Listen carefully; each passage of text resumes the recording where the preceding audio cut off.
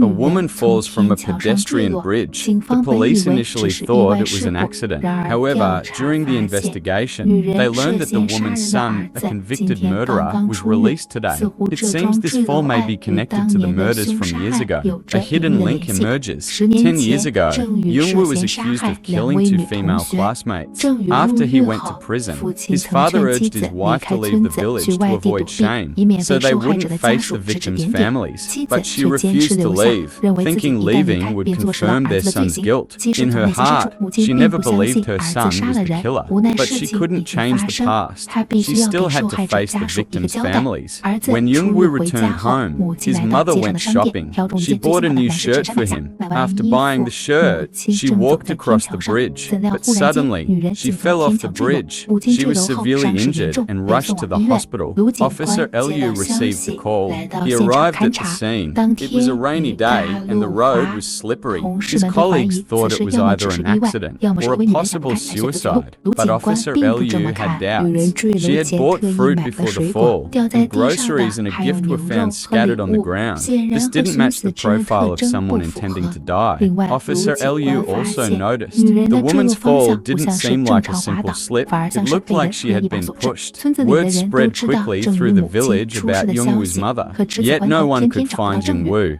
Upon hearing Jungwoo had killed 2 girls, Xiaoxiu, the girl working at the restaurant, felt uneasy. She thought Jungwoo should at least reveal where the bodies of the 2 girls were. Shuwu, police chief's son, muttered softly, telling her not to speak about Jungwoo like that. Xiaoxiu didn't respond, but she and Shuwu decided to search the village for him, but they couldn't find him anywhere. Xiaoxiu thought Jungwoo might have gone to the hospital. Shuwu mentioned the old village warehouse, the site of the murders 10 years ago. And sure enough, they found Jungwoo there, sobbing quietly. He kept repeating that he didn't kill anyone. Earlier, Shuwu had given Jungwoo a painting depicting the warehouse. The detail was eerily accurate. Just hours ago, Jungwoo felt drawn to the place that changed his life forever.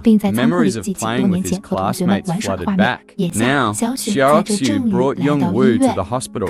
Seeing his unconscious mother, Jungwoo felt a deep sadness. Though his mother had seemed cold, Jungwoo knew no one cared for him more than she did. The police collected several dashcam recordings from beneath the bridge. One captured footage of a suspicious man. It was raining at the time, and the man held an umbrella, but was running around in the rain with just a hat. It was very strange. Officer Liu noticed Officer Shu Liang trying to delete the footage when no one was looking. After questioning him, he found out that the man in the footage was Shu Liang's father. To ensure a fair investigation, Officer Liu ordered Shu Liang to step away from the case. That same day, Shu Liang's father, old Liang, took the bus back to the village. By chance, he ran into Jungwoo on the bus. Jungwoo had no idea the man was a suspect. He thanked the man for taking care of his mother all these years. He vowed to find the person who hurt his mother. Hearing this, Lao Liang, seemingly guilty, hurriedly got off the bus. That day, the villagers saw Lao Liang returning to the village by taxi. Xiaoxiu found it odd. Jungwoo's mother had an accident, yet the villagers continued drinking and celebrating. They seemed indifferent to what happened to Jungwoo's mother. The kitchen assistant told Xiaoxiu, "This is all because of Jungwoo." It turns out, the 3 customers sitting in the restaurant, aside from Lao Liang, were the parents of the 2 girls who were killed years ago.